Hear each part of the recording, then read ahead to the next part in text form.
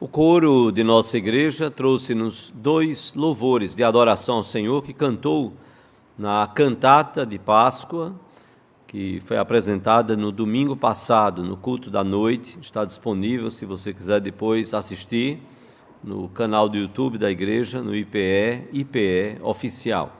Você pode assistir lá. E dentre as muitas músicas belas que foram entoadas em louvor a Deus, nós tivemos essas 2 que foram cantadas nesta noite, falando sobre a cruz e o sacrifício de Jesus por nós. O grupo de louvor cantou quando afirmou: por teu infinito amor. Não tem como medirmos o amor do Senhor Jesus. E cantamos também juntos com o grupo de louvor: eu te agradeço, Deus, por se lembrar de mim. E que bênção o Senhor nos amar e ter este amor tão grande, quando nós sabemos que nada merecemos. Eu convido você a abrir a palavra de Deus na Epístola de Paulo aos Romanos, no capítulo 5. Epístola de Paulo aos Romanos, no capítulo 5. E eu quero ler dos versículos 6 até o versículo 11. Romanos, capítulo 5, os versículos de 6 a 11. Vamos nos colocar de pé. Romanos 5, de 6 a 11. Nos diz a palavra de Deus, o texto está projetado aqui, se você quiser acompanhar pela projeção. Nos diz a palavra: porque Cristo, quando nós ainda éramos fracos, morreu a seu tempo pelos ímpios. Dificilmente alguém morreria por um justo, pois poderá ser que, pelo bom, alguém se anime a morrer. Mas Deus prova o seu próprio amor para conosco, pelo fato de ter Cristo morrido por nós, sendo nós ainda pecadores. Logo, muito mais agora, sendo justificados pelo seu sangue, seremos por ele salvos da ira. Porque se nós, quando inimigos, fomos reconciliados com Deus mediante a morte do seu Filho, muito mais estando já reconciliados, seremos salvos pela sua vida. E não apenas isto, mas também nos gloriamos em Deus, por nosso Senhor Jesus Cristo, por intermédio de quem recebemos agora a reconciliação. Que o Senhor Deus nos abençoe, nos faça compreender a sua palavra, que o Espírito de Deus possa aplicar esta palavra aos nossos corações. Nós vamos orar, nós estamos com o berçário, mas não com a equipe de berçário disponível, então se você precisar do berçário, o berçário está lá disponível, mas um dos pais ou então o responsável precisará permanecer lá no berçário. Nós vamos convidar as crianças, a partir de 3 anos, nós vamos ter o trabalho normal para as crianças. A partir de 3 anos, queremos convidá-las à frente com as professoras e professores. Vamos orar por elas e por nossas vidas nesse momento.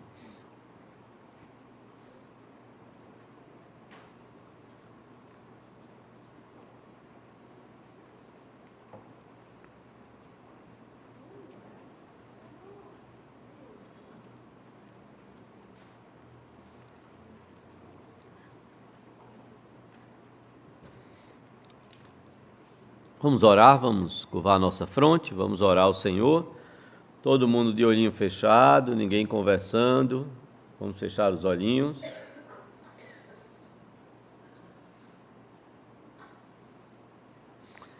Senhor Deus e Pai, nós louvamos por esta noite, pela bênção de estarmos reunidos para o louvor da Tua glória. Pela bênção de, com liberdade, Senhor, podermos entoar louvores ao Teu nome e abrirmos a Tua palavra, lermos e meditarmos na Tua palavra, Senhor. Ó Deus, abre os olhos do nosso coração. Faz-nos enxergar a grandeza do amor do Senhor Jesus por nossas vidas. Sendo nós ainda fracos, pecadores, inimigos, o Senhor nos amou. Louvado seja o Senhor por isso. Ó Deus, que os nossos pequeninos também possam compreender, na medida do possível, pela ação do Teu Espírito, o Teu grande amor, Senhor. Ajuda-nos a falar deste amor. Ajuda-nos a vivermos neste amor, por este amor e para este amor, Senhor. Que um dia nos alcançou, perdoou os nossos pecados, continua a nos perdoar e a nos alcançar e nos abençoar. Ó Deus, sara o nosso coração e nos reconcilia contigo, nos ajuda a andarmos segundo a tua vontade nos teus caminhos, Senhor. E ajuda-nos a cada dia mais sermos gratos ao Senhor por tão grande amor. Nós te oramos, te adoramos e te louvamos, no nome de Jesus e para a glória dele, hoje e sempre. Amém, Senhor. Amém. Podeis assentar-vos.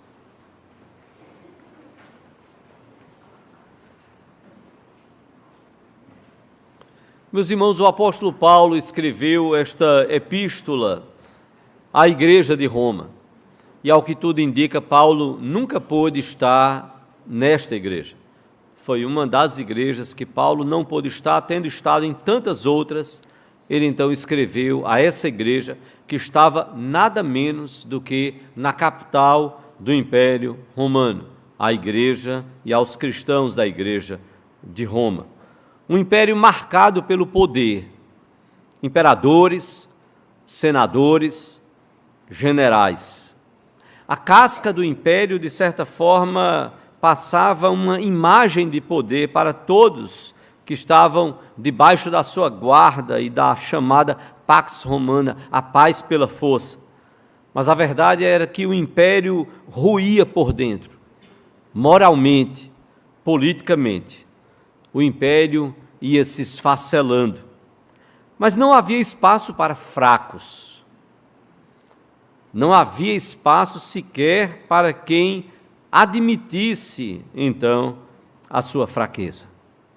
Quantos hoje vivem preocupados em demonstrar força, prestígio, poder? As redes sociais estão aí para mostrar muito do que de fato não é verdade. Quantos veem no Senhor Jesus Cristo um grande homem, e se você conversar com pessoas aí fora, e nesse contexto até da Páscoa, você vai se deparar com pessoas que têm a visão de que Jesus foi um grande homem, mas que morreu pela fraqueza de ter amado a humanidade. Ele amou tanto que terminou sendo fraco e terminou sendo vencido, morto e crucificado. Diferentemente do hino que nós cantamos o hino logo no começo do culto, amor que vence, amor que vence. Não, o mundo vê o amor de Jesus como um amor que fracassou, que o levou à morte, à cruz, sendo ignorado.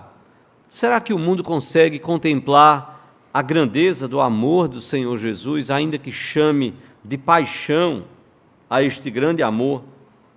Será que nós, como discípulos, seguidores do Senhor Jesus Cristo, será que nós temos parado um pouco para refletir e pensar sobre a grandeza do amor de Jesus por cada um de nós? Olha como Paulo nos diz aqui no versículo 6, se você puder voltar ao texto. Inspirado pelo Espírito Santo, Paulo começa a nos apresentar a grandeza do amor do Senhor Jesus, a grandeza do amor de Jesus. E ele nos diz no versículo 6, porque Cristo, quando nós ainda éramos o quê? Fracos. Cristo, quando nós ainda éramos fracos, ele morreu. Nós vivemos sim na sociedade do positivismo, da sociedade da autoajuda. E de fato, quase não há lugar para fracos, quase não há lugar para a fraqueza. Fracos e fraqueza é sinônimo de ruína. Se você olhar e parar um pouco para pensar, e a expressão que Paulo usa aqui é uma expressão muito forte no original, quando Paulo diz, porque Cristo, quando nós ainda éramos fracos, quando ele usa essa expressão, vai muito além do físico, do aspecto físico, do aspecto material. Não é uma questão da nossa consistência, da nossa musculatura, a nossa consistência física, de sermos ou não sermos musculosos. Não, não é isso que Paulo está tratando. No grego, quando ele diz aqui no Novo Testamento, usando essa expressão no grego, falando sobre fracos, ele está falando de pessoas que são impotentes, pessoas que são desamparadas, pessoas que são incapazes de salvarem-se a si mesmas. É disso que Paulo está falando. Calvino, no comentário de Romanos, o reformador Calvino, ele diz que, referindo-se a essa expressão e a esse texto, ele diz que essas pessoas, e isso o inclui e nos inclui também como pecadores, como fracos, Calvino diz que essas pessoas são completamente indignas e desqualificadas para merecermos a consideração divina. Calvino estava dizendo, olha, nós somos completamente indignos, não há nenhuma dignidade em nós. Calvino vai mais fundo, não só nós somos completamente indignos, mas nós somos completamente desqualificados para merecermos a consideração divina. Muitas vezes nós estamos num meio evangélico em que as pessoas têm dado ênfase de que, não, você é importante. Mas a nossa importância, nós não podemos esquecer, ela foi dada por Deus. Não é em nós mesmos, não é que Deus viu alguma coisa em nós que o despertou e disse, não, eu não posso, Deus, viver sem nós. Não, é o contrário. Nós é que não podemos viver sem Deus. Por isso que Calvino diz, nós somos indignos e desqualificados para merecermos essa consideração divina, e por isso que é graça. Porque nós não merecemos, é graça, é favor e merecido, mas muitas vezes nós estamos vivendo como se nós quiséssemos merecer. Tem até um louvor que fala sobre isso, como que querendo merecer a graça de Deus. Não, não tem como, nós não merecemos. E felizes foram aqueles que viram o Senhor Jesus Cristo, se relacionaram com Ele e reconheceram o quanto eram indignos e desqualificados para merecerem a graça de Deus. Você lembra daquela mulher Ciro-fenícia, que ia atrás de Jesus, clamando a Ele, aquilo incomodou os discípulos, porque ela estava clamando em favor da sua filhinha que estava doente, à beira da morte. E Jesus deixou que aquilo fosse acontecendo porque Ele queria dar uma grande lição nos apóstolos e queria mostrar a fé daquela mulher. Jesus estava com a missão de ir até os judeus, de pregar o evangelho aos judeus, e não era para Ele estar preocupado em ir para as aldeias dos gentios e pregar aos gentios, não naquele momento. E aquela mulher sírio-fenícia, que não era judia, era gentílica, por ser sírio-fenícia, estava atrás dele, clamando a ele. E aquilo incomodou os discípulos. Essa mulher não para de falar. Está aí, o senhor não atende, o senhor não faz nada. Tal, e ela está aqui, a gente não aguenta, como se dissesse, a gente não aguenta mais isso. É uma pressão enorme aqui nos nossos ouvidos, o senhor não faz nada. E Jesus então olha para ela, e com a missão que ele tinha, Jesus então diz, olha, não é lícito tirar o pão dos filhos e dar aos cachorrinhos. O que você faria como mãe com uma resposta dessa?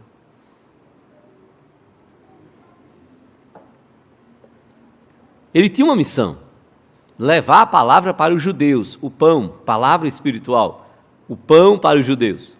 E aí Jesus olha para aquela mulher, clamando por sua filha, e diz, olha, eu tenho uma missão. A minha missão, eu tenho que ir para os judeus. Eu não tenho que estar parando para estar atendendo aos gentios nesse momento, para ir para as aldeias dos gentios e tal. Não, ele usa um adágio daquela época. Não é lícito tirar o pão dos filhos e dar para os cachorrinhos. E aquela mulher, então ela diz, Senhor, os cachorrinhos se alimentam das migalhas que caem da mesa. Senhor, não tem problema. Mesmo que eu seja comparado a uma cachorrinha, não tem problema. Eu estou clamando por minha filha, minha filhinha, não tem problema. Nós não somos do povo judeu, não tem problema nós sermos comparados a cachorrinhos, porque as migalhas que caírem do Senhor é algo tremendo e maravilhoso. Vai abençoar a mim, vai abençoar a minha filha. Ela persistiu, ela perseverou, ela não parou para dizer: como, Senhor? O Senhor está me chamando de cachorrinha? Está me chamando de cadela? Está chamando minha filha de cachorro? Não, ela não discute. Ela entende que ela não é merecedora. Nenhum de nós o é. Nem mesmo os judeus para quem Jesus estava se dirigindo para pregar o Evangelho. Essa mulher foi tremendamente humilde. E o seu exemplo passou de geração e chegou aos nossos dias, e aprendemos com ela por tamanha humildade diante do Mestre. Eu sei, Senhor, mas eu não preciso do pão. Pode continuar o seu caminho para dar os pães aos judeus. Sim, Senhor, mas as migalhinhas que caem da mesa alimentam os cães. Alimentam os cães. Você lembra do centurião? O centurião romano, o centurião cuidava, como hoje pregou o seminarista Yuri, futuro pastor, se Deus quiser, e aí falando sobre o centurião, que era aquele oficial romano que cuidava de uma centúria de 100 soldados, ele com um servo doente, ele pediu que alguém fosse até Jesus e o chamasse. Os judeus que foram disseram: Senhor, ele é digno que o Senhor vá até lá e cure o servo dele. Essa foi a palavra dos judeus, porque aquele centurião havia ajudado muitos judeus. Muito possivelmente, alguns acreditam que ele teria ajudado, por exemplo, na sinagoga, talvez a própria construção da sinagoga, na localidade onde ele morava. A palavra dos judeus foi esta: ele é digno, e, Senhor, ele é uma pessoa honrada. Ele é uma pessoa, Senhor, com essa expressão digno, eles estavam dando testemunho. Ele tem nos ajudado, Senhor. Ele é digno que o Senhor vá. Mas antes que Jesus chegasse lá, chegaram alguns servos daquele Senhor. E aqueles servos disseram: Senhor, ele mandou dizer que ele não é digno que sequer o Senhor se dirija a ele. Ele não é digno de receber o Senhor na casa dele. Ele pediu só uma ordem. Ele pediu só uma ordem. Como o próprio homem, o próprio centurião disse: olhe, porque eu sei, eu tenho homens sob o meu comando, eu não sou digno que o Senhor entre na minha casa. Porque cuidando desses homens, desses soldados, se eu der ordem a eles, eles obedecerão. Então, Senhor, se o Senhor der uma ordem, o Senhor não precisa ir lá na minha casa. Eu não sou digno. Veja, era um oficial romano, mas um homem humilde diante de Deus, que reconhecia a sua fraqueza, a sua limitação, reconhecia o quanto era impotente diante ali do Filho de Deus. Eu não sou digno de que entres em minha casa. Eu não sou digno, Senhor, de sequer ir ter contigo. Basta uma ordem. Basta uma ordem. Isso é reconhecer a fraqueza. Como a mulher adúltera que foi lançada aos pés do Senhor Jesus Cristo. Reconheceu a sua limitação, jogada ali, humilhada por aqueles líderes, como publicanos, como meretrizes, como tantas e tantas outras pessoas. É reconhecer a grandeza do amor de Jesus quando nós reconhecemos que Ele morreu por nós, quando ainda éramos fracos, impotentes, não merecedores, não dignos, desamparados. Sim, quando nós mudamos, quando nós buscamos a Deus, porque nós só o buscamos depois que Ele nos amou e nos alcançou. Não. Mas Ele morreu a seu tempo, quando nós éramos fracos, impotentes. E a grandeza desse amor é reforçada, como está aí nos versículos 7 e 8. Jesus então diz: dificilmente alguém morreria por um justo, pois poderá ser que pelo bom alguém se anime a morrer. E aí então no versículo 8, o início ele diz: mas Deus prova o seu próprio amor para conosco. É mostrando a grandeza deste amor do Senhor Jesus Cristo por nós. Ele morreu, diz a palavra no versículo 6, ele diz que ele morreu a seu tempo, no tempo de Deus, cumprindo o propósito de Deus. Quando havia a maior necessidade, o momento certo, ele morreu, sim. Quando nada senão a sua morte poderia nos ajudar e nos salvar, ele morreu na cruz do Calvário, no tempo determinado por Deus. E ele morreu segundo o amor soberano, do próprio Deus, como diz o início do versículo 8. Mas Deus prova o seu próprio amor para conosco. É este amor soberano, é este amor que decidiu amar os fracos, como eu e você. É o amor que não depende de mérito, até porque Paulo então diz aqui, dificilmente alguém morreria por um justo. Dificilmente alguém morreria por um justo. Olha lá, como a palavra diz aqui. Pois poderá ser que pelo bom alguém se anime a morrer. Mas quem é que quer dar a vida por uma outra pessoa? E aí é quando Paulo quer dar ênfase ao seu argumento e dizer, nós éramos fracos, impotentes, sim, não merecedores. E aí ele diz, aqui está a grandeza do amor de Deus. Porque se nós fôssemos bons, se nós tivéssemos ética, valores dignos, poderia ser que o Filho de Deus se dispusesse a morrer por nós, se fosse baseado no nosso mérito. Mas Paulo diz, não, foi o grande amor dele que o levou à cruz, o amor do Pai. Será que você daria a sua vida se você pensasse talvez em um dos maiores marginais que está preso, com tantas mortes nas costas, com tantas famílias destruídas, com tantas vidas destruídas, com tantas, às vezes, crianças mortas, pais de família, você chegaria e dizia, olha, eu estou aqui disposto, eu quero morrer, e eu quero pagar, eu vou pagar com a minha vida, e pode libertar ele. Você faria isso? Sinceramente, eu não faria. E é isso que Paulo está querendo dizer. Ora, quando ele diz, pode ser que por alguém que seja bom, que tenha um bom procedimento, pode ser que alguém se anime a morrer, mas ora, se pelo bom, aquele que é visto como bom aos olhos dos homens, alguém ainda vai ter dúvida se morreria, se daria a sua vida por aquela pessoa, que dirá pelo ruim? Já vi pessoas dizendo assim, o pastor, fulano morreu, mas fulano era um servo de Deus, era um homem que pregava a palavra de Deus com tanta dedicação, com tanto amor, alguém que cuidava da família, tinha um zelo enorme no seu casamento, na relação com seus filhos, uma pessoa, olha, quase um santo, vamos dizer assim, quase sem pecado. Ô pastor, por que Deus não tirou a vida de fulaninho de tal, que está lá na prisão, e aí lá vem a lista de tudo que a pessoa fez de ruim? Aí a gente vê essa questão do mérito, como ela é profunda, como ela é séria. Paulo então diz que a grandeza do amor de Jesus se revela então pelo fato de ter morrido por nós quando ainda éramos fracos.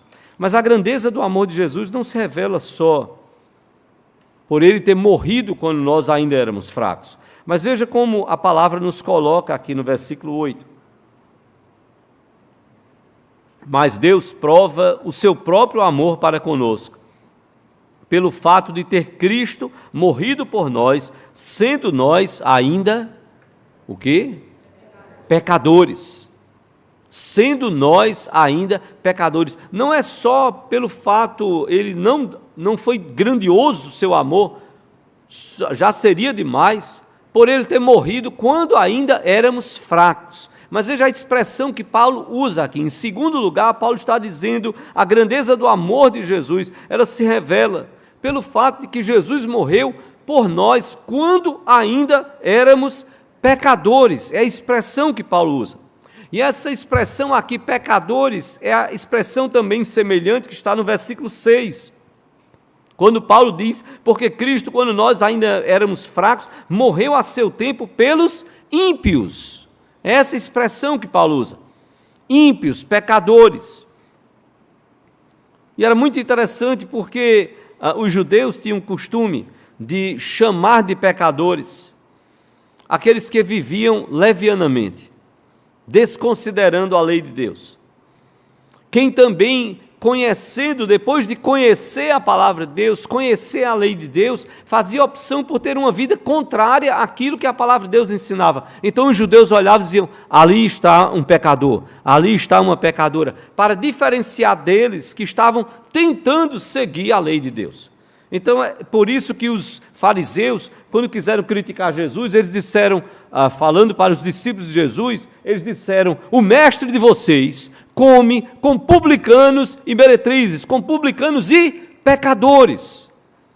Era se referindo, dizendo: olha, o mestre de vocês, ele senta à mesa com aqueles que conheceram a palavra e desprezaram, e não estão vivendo de acordo com o que a palavra de Deus fala. E de fato todos nós somos pecadores, e o Senhor ainda assim nos amou. Jesus não morreu depois que eu e você, até porque nascemos depois, mas mesmo os anteriores, mesmo aqueles que estavam vivos na sua época, Jesus não morreu porque sabia que eu ou você ou qualquer outro iria mudar, porque a mudança nas nossas vidas só acontece por causa da graça de Deus, é o favor de Deus que nos muda, é a bênção dele que nos muda. Foi o sacrifício da cruz no Calvário que nos possibilitou e nos possibilita mudança, vida nova no Senhor Jesus Cristo. A Bíblia diz lá em Isaías 53, 6, que nós estávamos desgarrados, desviados, e que a nossa iniquidade caiu sobre o Senhor Jesus Cristo. Isaías capítulo 53, 6, Isaías 64, versículo 6, Isaías 64, 6, a Bíblia diz e compara as nossas justiças. A Bíblia diz que as nossas justiças, aquilo que tentamos produzir acertadamente, de correto, de perfeito, as nossas justiças são como trapos de imundície.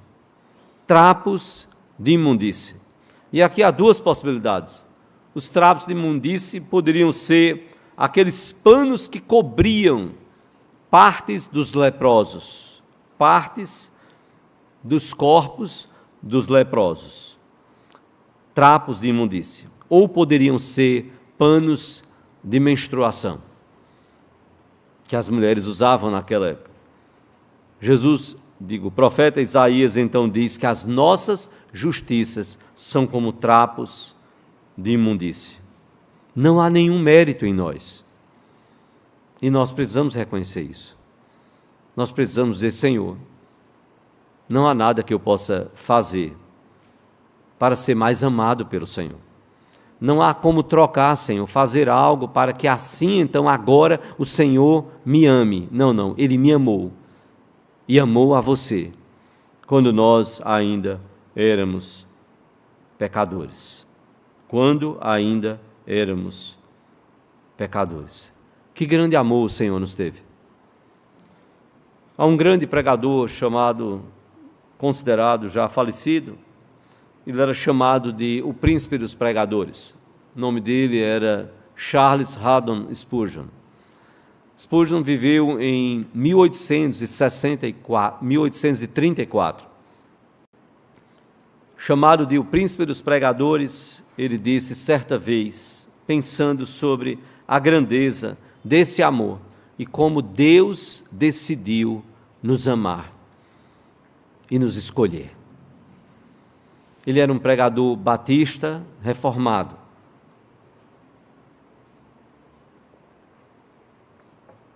Que, recebendo a influência dos reformadores, fez a seguinte declaração sobre uma doutrina tão, muitas vezes, deturpada e tão difícil, muitas vezes, de compreendermos se não for a graça de Deus. Sobre a predestinação, sobre o amor de Deus e na eternidade nos escolher, sem que haja nenhum mérito em nós. Não foi, Deus sabia o futuro e já sabia que eu ou você iríamos entregar a nossa vida a Jesus. Não foi baseado em nada disso. tudo isso só aconteceu por causa do plano dele na nossa vida. Charles Haddon Spurgeon, ele chegou certa vez e disse o seguinte, falando sobre a grandeza desse amor: eu tenho certeza que Deus me escolheu, porque senão eu não escolheria a Ele. Maravilhoso. Mas aí ele continuou e ele disse então: eu tenho certeza que Deus me escolheu antes de eu nascer, porque depois de eu ter nascido, Ele não me escolheria. Reconhecendo o seu pecado, eu tenho certeza que Ele me escolheu antes de eu nascer, porque depois Ele não me escolheria. E mais profundamente, então, ele terminou o seu pensamento: eu tenho certeza que Deus me escolheu por razões que eu desconheço, porque eu não vejo em mim nenhuma razão para Ele ter me escolhido. Veja que profundidade. Eu tenho certeza que Deus me escolheu por razões que eu desconheço, porque eu não vejo em mim nenhuma razão para Ele ter me escolhido. É alguém que diz: Senhor, foi o teu amor em me ver pecador, falho, limitado, impotente, fraco, pecador. A glória tem que ser o teu amor, o louvor tem que ser ao amor do Senhor. Não há nada em mim, Senhor, foi o Senhor quem me amou. A grandeza do amor de Jesus se manifesta, sim, quando ainda éramos fracos, quando ainda éramos pecadores. Mas, em terceiro lugar, o Senhor nos apresenta também algo precioso. A grandeza do amor de Jesus se manifesta através da morte dele, porque ele morreu quando ainda éramos seus inimigos. Veja como está no versículo 10, como Paulo nos apresenta isto. Paulo diz: porque se nós, quando inimigos, fomos reconciliados com Deus mediante a morte do seu Filho, muito mais, estando já reconciliados, seremos salvos pela sua vida. Paulo traz algo que talvez os cristãos ainda não tinham percebido. Nós vivemos num mundo que não contempla a justiça de Deus. Fala-se muitas vezes tanto do amor de Deus que as pessoas não param para pensar na justiça. As pessoas olham para Jesus dizendo: que bom que Ele não venha, porque se Ele vier hoje, vão fazer pior do que fizeram naquela época. Não, porque quando Ele vier, eu sempre gostei muito dessa época da Páscoa, o pessoal colocava aquela figurinha que mostrava metade o cordeiro e metade o leão. Porque era o Cordeiro de Deus que veio e entregou a sua vida, e Ele virá como leão, para então trazer o juízo de Deus para todo aquele que nele não creu. E Jesus então traz este peso da justiça de Deus, que requer sim um pagamento, e eu e você não temos como pagar pelos nossos pecados, senão na cruz do Senhor Jesus Cristo, senão pelo sacrifício dele, e é preciso que se entenda isso. Ele morreu no nosso lugar, Ele morreu, para ser poético desta forma, a nossa morte, a morte que nós deveríamos de fato morrer, que seria na eternidade. Não é nem a morte física, é para além da morte física, porque como a Bíblia diz, a morte física, todos nós estamos sujeitos a passar. Quantos e quantos cristãos não morreram? Mas como Jesus Cristo disse: eu sou a ressurreição e a vida, quem crê em mim, ainda que morra, viverá, e todo o que vive em mim não morrerá eternamente, não vai passar pela segunda morte, que é a morte eterna.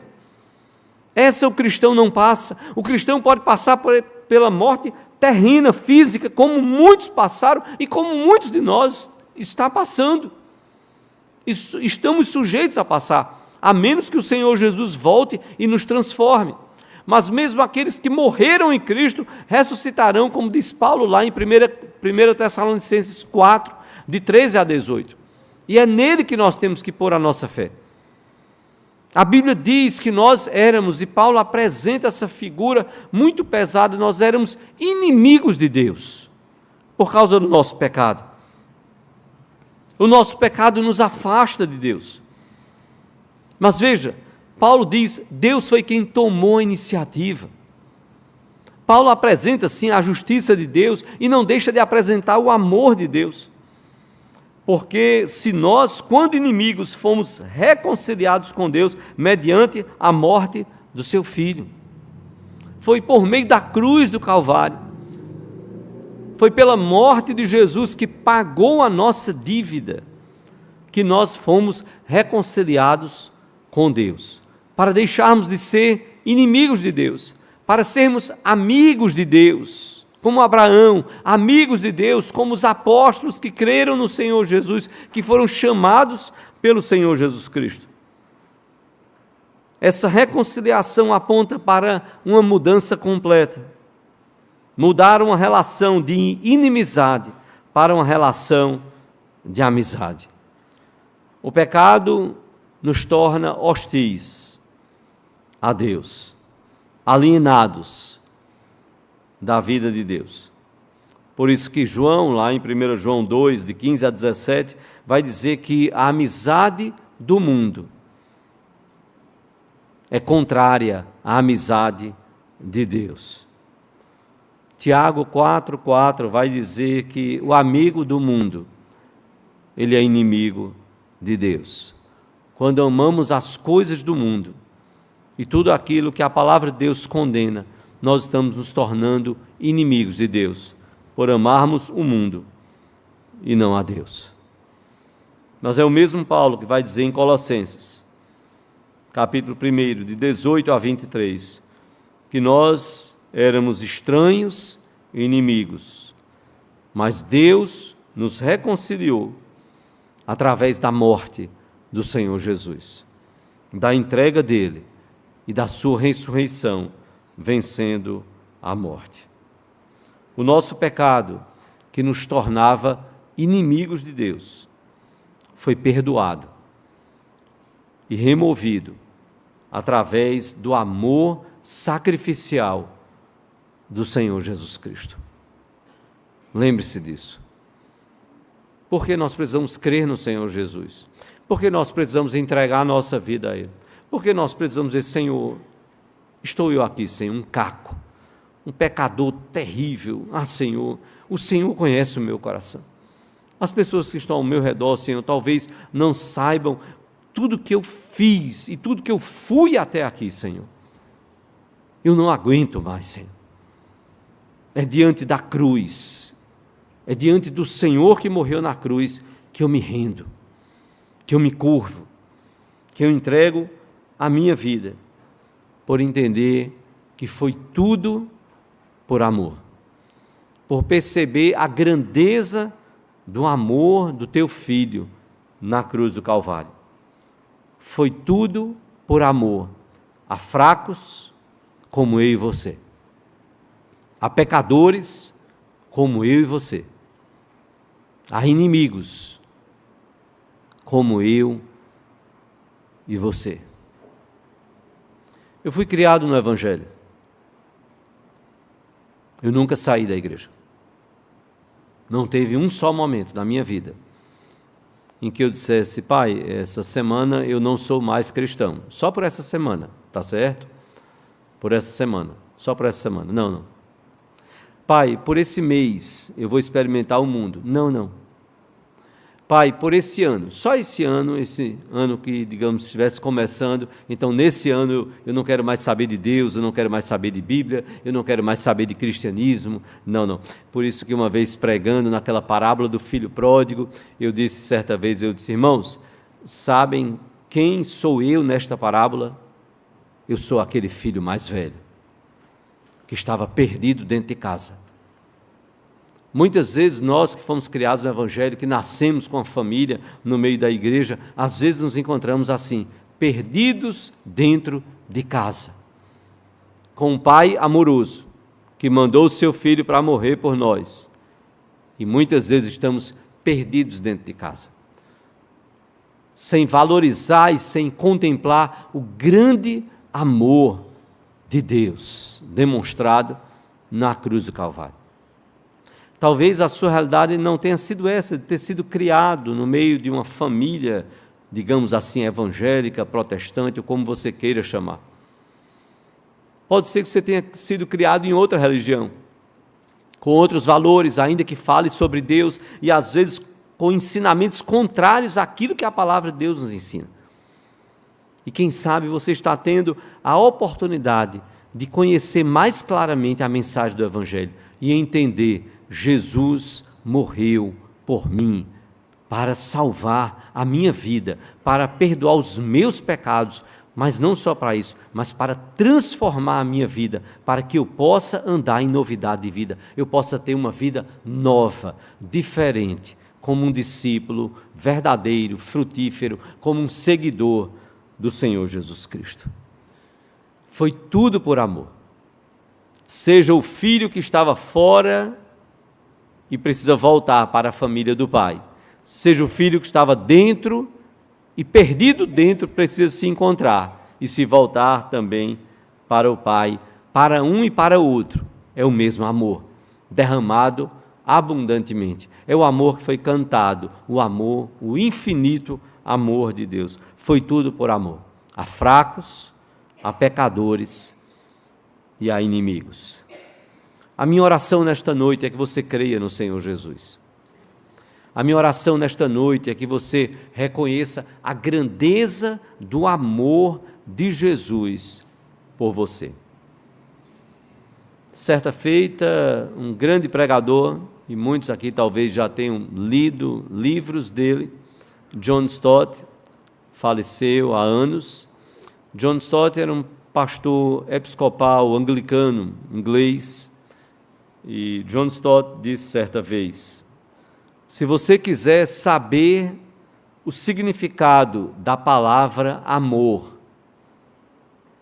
se você quiser saber o significado da palavra amor, não vá ao dicionário, vá ao Calvário. Se você quiser saber o significado da palavra amor, não vá ao dicionário, vá ao Calvário. A grandeza do amor de Jesus se manifestou na sua morte, quando nós ainda éramos fracos, quando nós ainda éramos pecadores, quando nós ainda éramos seus inimigos. Quem sabe hoje você queira entregar a sua vida ao Senhor Jesus. Quem sabe você queira tomar uma decisão por Cristo, entregar a sua vida a Ele. Se for esse o desejo do seu coração, se você desejar seguir ao Senhor Jesus Cristo, quero pedir que você nos procure lá à porta da igreja, ou procure alguém aqui da igreja. Queremos orar com você. Queremos caminhar com você. Queremos caminhar como discípulos do Senhor Jesus Cristo, que reconhecem o seu grande amor, que não vê outra saída a não ser entregar-se àquele que morreu na cruz por fracos, por pecadores e por inimigos, como eu e você. Quero terminar com a lembrança de um louvor que eu pensei muito sobre ele quando eu o ouvi pela primeira vez. Estava num congresso de pastores, estava com Solange, e nesse congresso de pastores, pastores de várias denominações, quem estava cantando era Estênio Márcios, eu não o conhecia. E eu o ouvi cantar sobre o amor de Jesus por Maria Madalena. E Estênio Márcios escreveu este louvor belíssimo, você pode procurar Estênio Márcios, O Melhor Lugar, se não me falha a memória, o título do louvor, O Melhor Lugar. E Estênio Márcios, na poesia cantada, então ele escreveu e dizia assim: vamos ficar, Maria, que este é o melhor lugar, para gente como nós, ele se incluiu, mas que ele quis salvar. Maria Madalena estava aos pés da cruz de Cristo, diz a Bíblia. Ela correu ao túmulo e testemunhou da ressurreição de Jesus. Viu que ele não estava mais ali. Ela correu para anunciá-lo aos apóstolos e não deram crédito a ela. Estênio Márcios então dizia: vamos ficar, Maria, que este é o melhor lugar é aos pés do Senhor Jesus. Vamos ficar, Maria, que este é o melhor lugar para gente como nós, mas que Ele quis salvar. A nós, fracos, pecadores e inimigos, transformados agora em discípulos, não mais fracos, mas poderosos pelo poder do Espírito Santo. Não mais rendidos ao pecado, não, mas lutadores, gente que vai lutar contra o pecado. Não mais inimigos, mas agora discípulos de Cristo, amigos do Senhor Jesus. Minha oração é que você se entregue a Jesus, que você não encontre outro caminho que não seja a cruz do Senhor Jesus. Entregue sua vida a Ele. Seja você um discípulo, uma discípula do Senhor Jesus Cristo. Que o Senhor Deus nos abençoe.